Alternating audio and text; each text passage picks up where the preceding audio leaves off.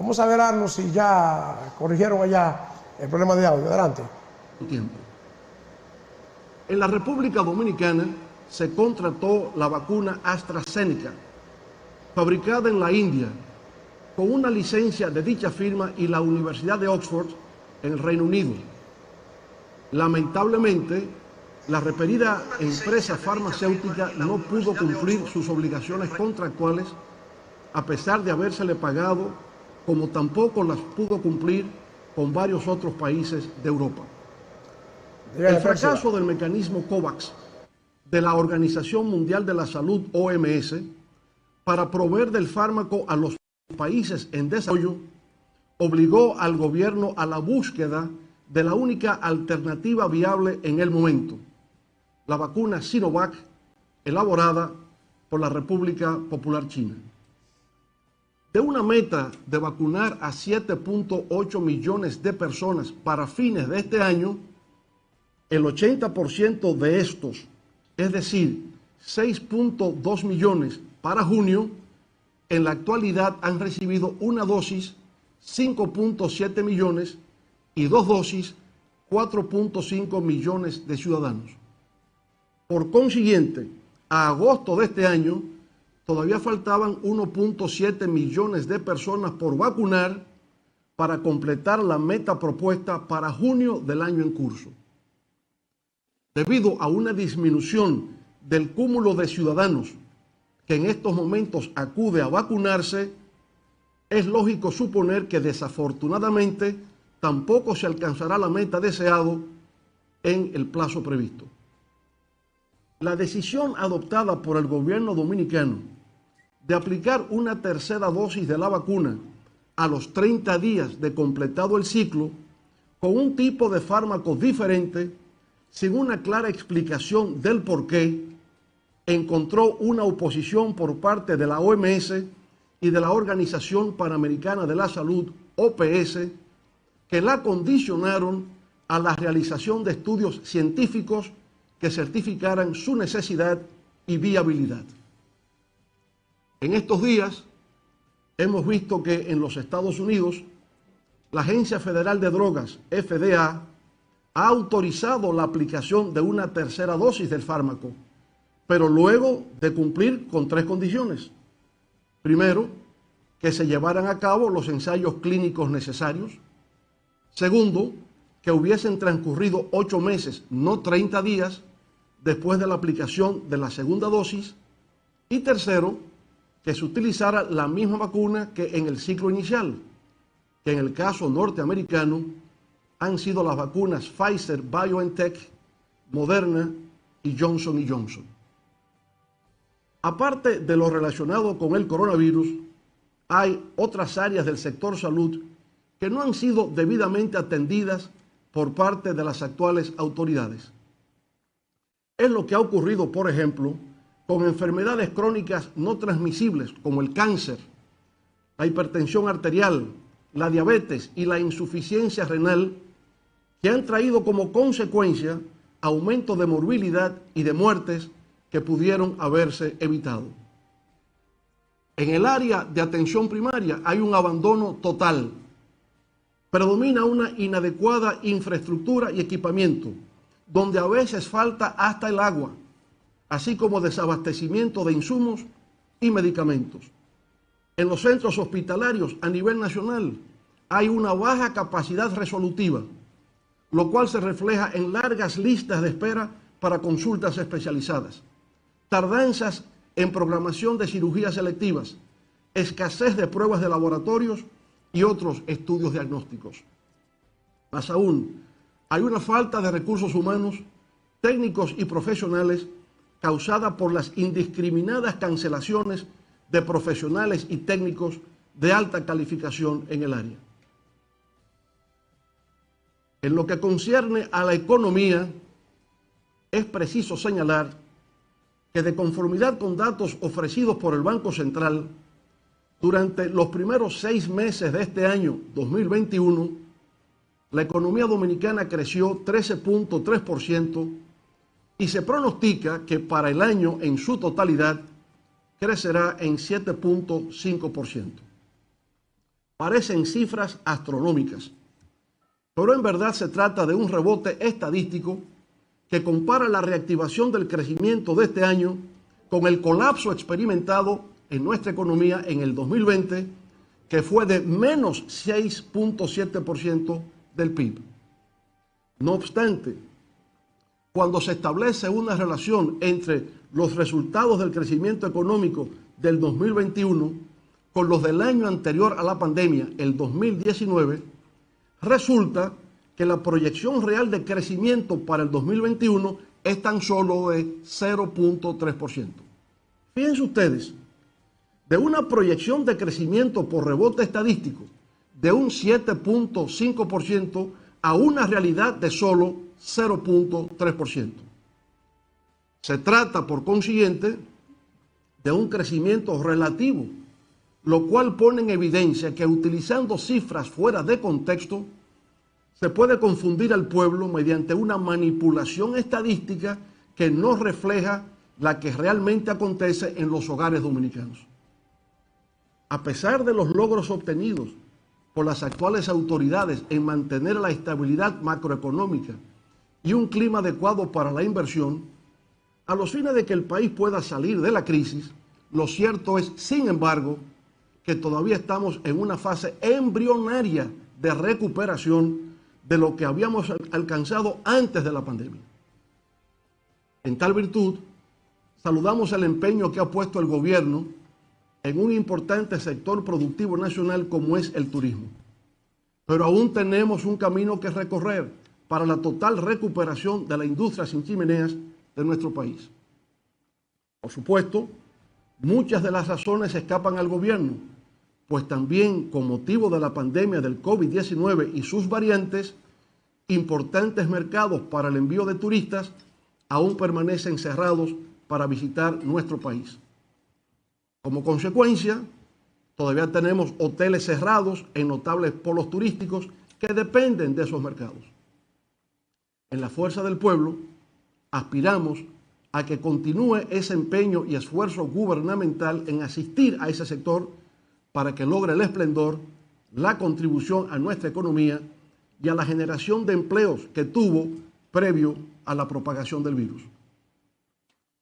Como parte del proceso de reactivación económica, es importante hacer referencia al papel significativo que han tenido las remesas enviadas por nuestros abnegados compatriotas en el exterior, siempre dispuestos a manifestar su solidaridad, aún en circunstancias adversas para ellos mismos. Durante los primeros 7 meses de este año, de enero a julio, hemos recibido 6.159 millones de dólares, lo que representa un aumento de 1.856 millones con respecto al mismo periodo del 2020, lo que equivale al 43.2%.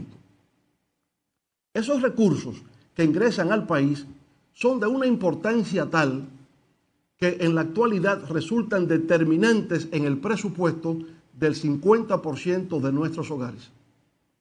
Es de reconocer que esos envíos del exterior, principalmente de los Estados Unidos, se ha debido a la política de expansión monetaria del gobierno norteamericano, que ha emitido 6 trillones de dólares para hacer crecer su economía. Esa expansión monetaria al mismo tiempo ha contribuido a ampliar la reactivación del resto de la economía mundial y naturalmente también de la economía dominicana.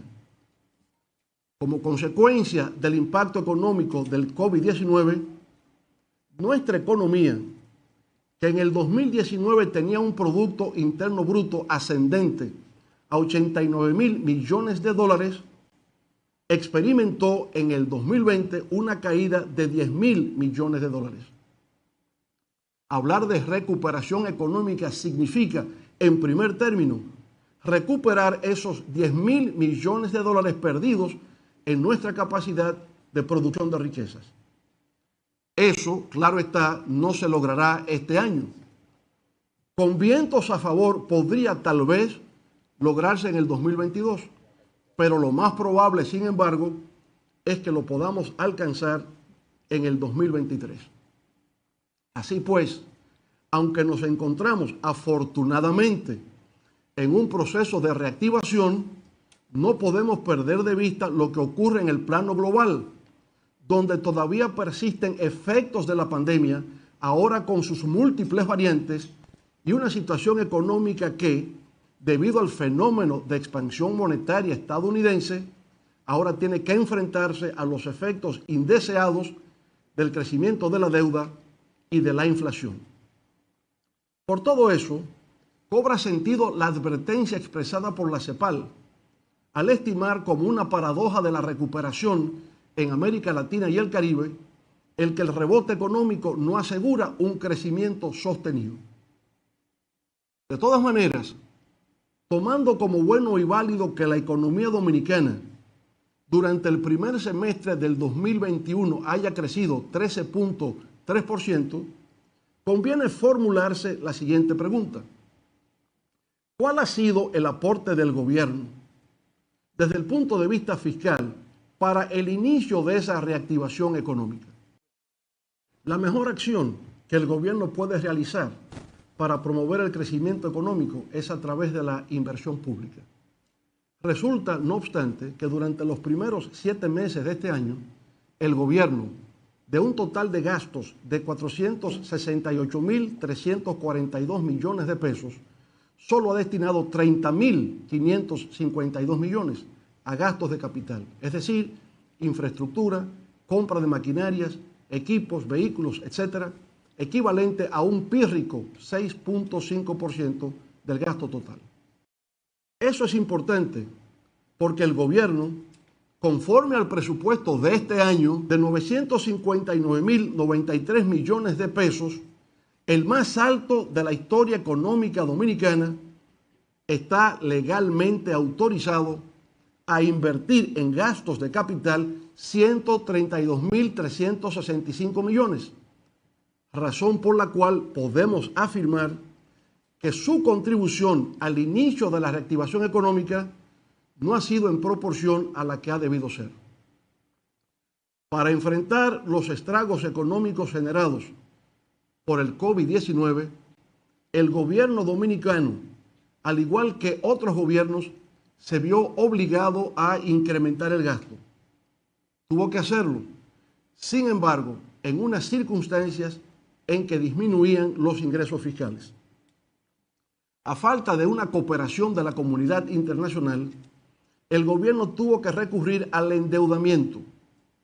No había otra salida. No obstante, lo que resulta preocupante es la dimensión en que ha tenido lugar.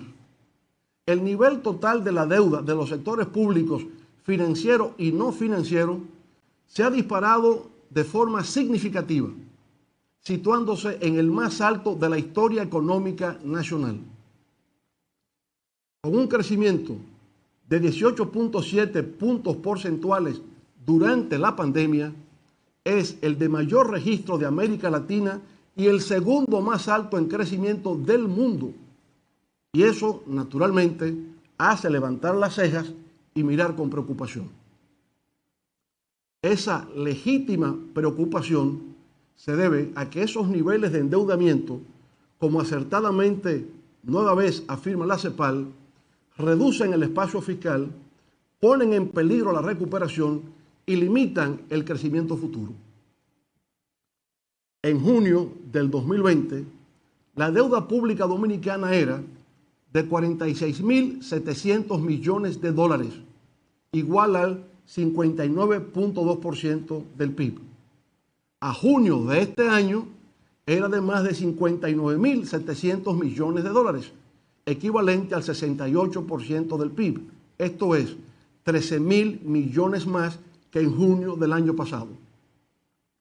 Para que tengamos una idea de la magnitud de lo que estamos hablando, en 8 años, del 2004 al 2012, durante los 2 periodos consecutivos que me correspondió el honor de dirigir los destinos nacionales, el gobierno dominicano, a pesar de haber enfrentado 3 crisis, la bancaria interna, la crisis financiera global y el alza de los precios de los commodities, incrementó la deuda en solo 1.800 millones de dólares por año. Increíble, pero así es.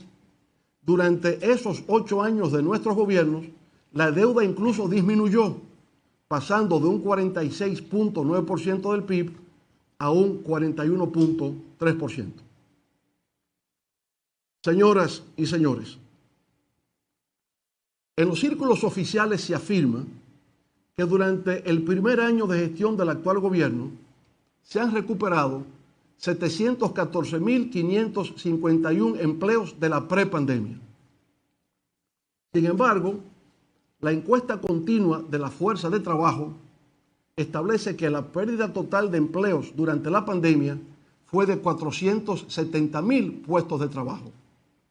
Por consiguiente, es imposible que se hayan recuperado 714.551 puestos de trabajo si en realidad solo se perdieron alrededor de 470.000.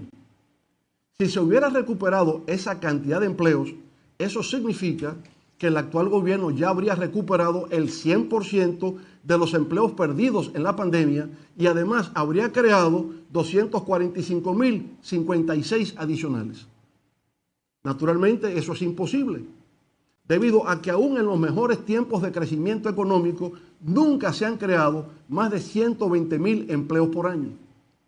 La verdad es que la pérdida de empleos provocada por el COVID-19 todavía no ha logrado recuperarse y hacen falta alrededor de 192.500 puestos de trabajo para lograrlo. Y a pesar de los programas de asistencia social, Quédate en Casa, FASE y PATI, los cuales fueron extendidos hasta diciembre del 2020, la pobreza aumentó en nuestro país. En términos absolutos, esto implicó que 268.515 dominicanos descendieran a niveles de pobreza general, incrementándose de igual manera la indigencia o pobreza extrema. Pero a nivel general, lo que nuestro partido, Fuerza del Pueblo, ha observado que suscita mayores niveles de angustia, ansiedad y frustración en la población dominicana es el alza de los precios de la canasta familiar.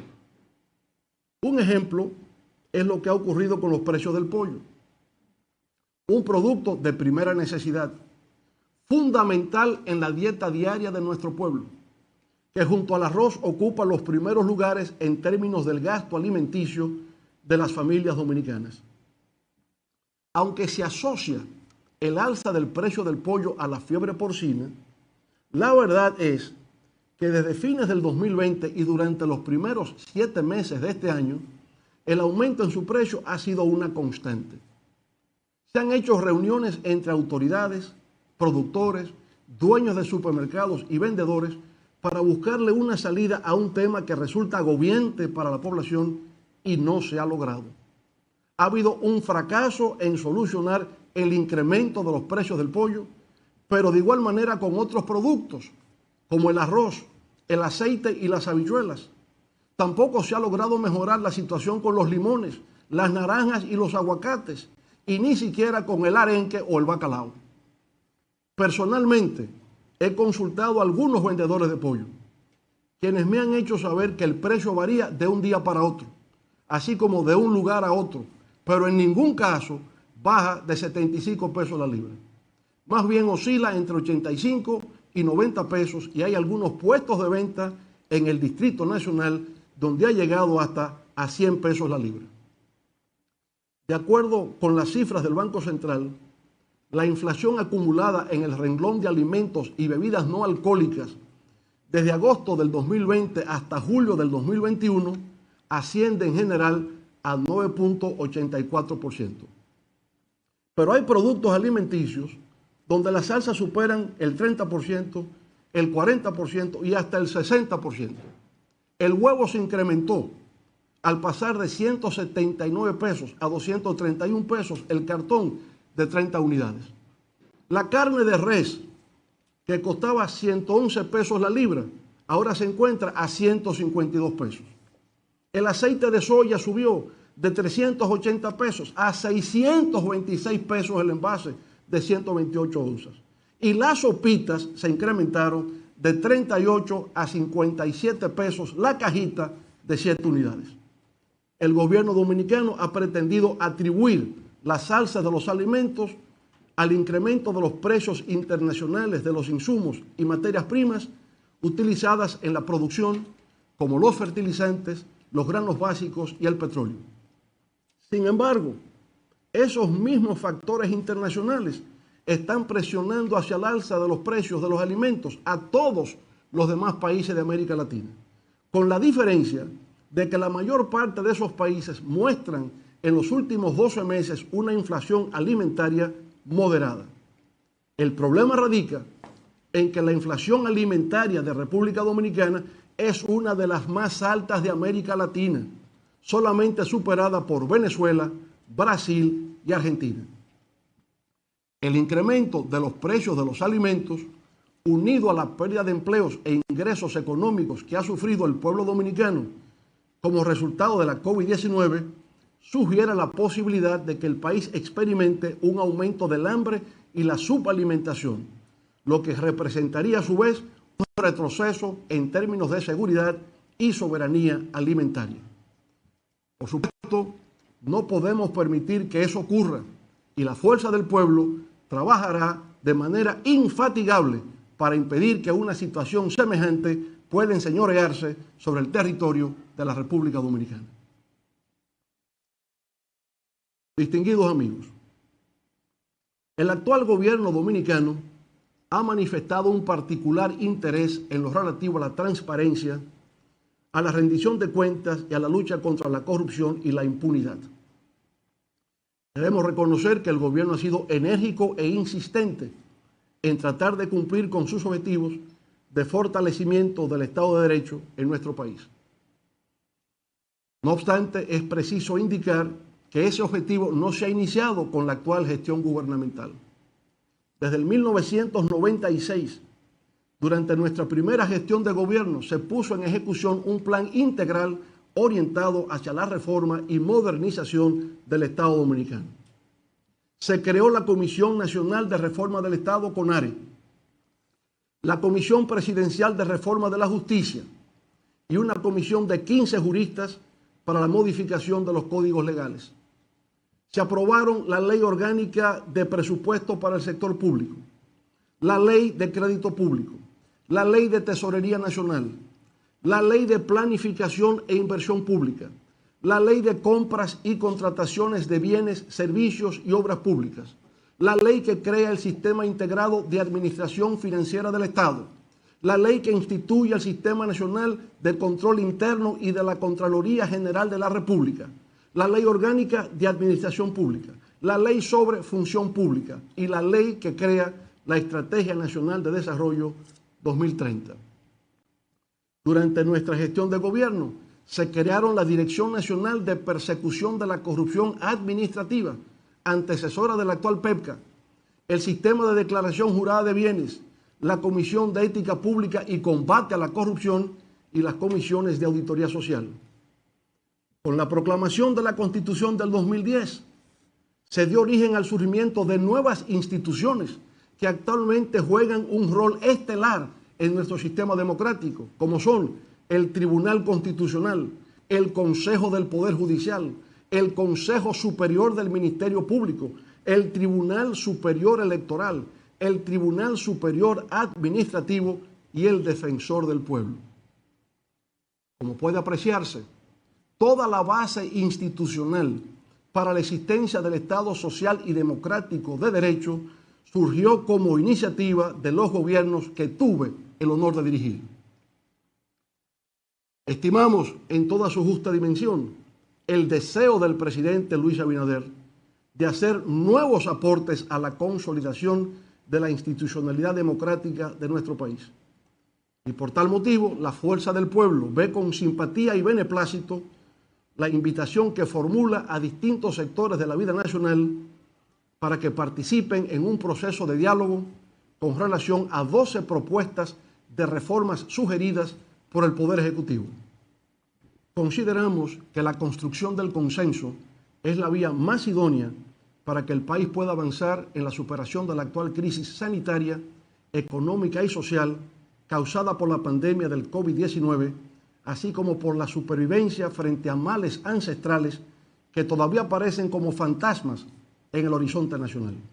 Sin embargo, con respecto a la idea de reforma de la Constitución de la República para establecer la independencia del Ministerio Público, la Fuerza del Pueblo considera que ya en su artículo 170, nuestra Carta Magna precisa que esa institución goza de autonomía funcional, presupuestaria y administrativa.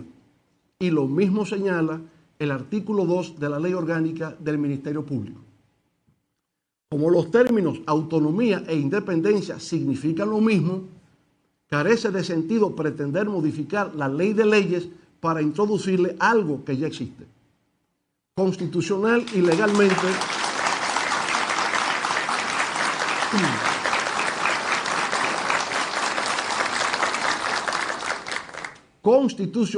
legalmente, el Ministerio Público en la República Dominicana es independiente. Frente a todos los grandes desafíos históricos, nuestro pueblo siempre ha salido airoso. Lo referente a la pandemia del COVID-19 y sus secuelas económicas y sociales no serán una excepción. Sin embargo, frente a cualquier crisis hay que procurar ser moderado y cauteloso. Se requiere establecer un balance entre el optimismo de la voluntad y el realismo de la razón. Bien lo decía Confucio, un sabio oriental de la antigüedad, al señalar las siguientes palabras: los cautos rara vez se equivocan. Y así es. Muchas gracias y buenas noches.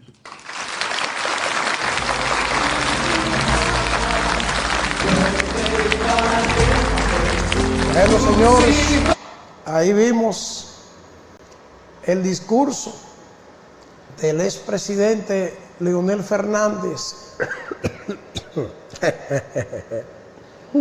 Mediante este discurso, Leonel Fernández estuvo contestando el discurso de Luis Abinader y dándose bombo de lo que él ha hecho.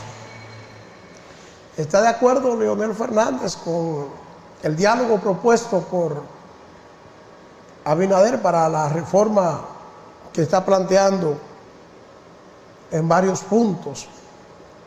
Y Leonel Fernández está hablando de economía, que no es cierto que la economía va en crecimiento, como se está diciendo, que no es así. Y Leonel Fernández está reiterando la preocupación por el alza en los productos de consumo básico, que esto no lo aguanta nadie, señores. Está difícil, muy difícil la situación en la República Dominicana. Seguimos con más del contenido de este espacio en política.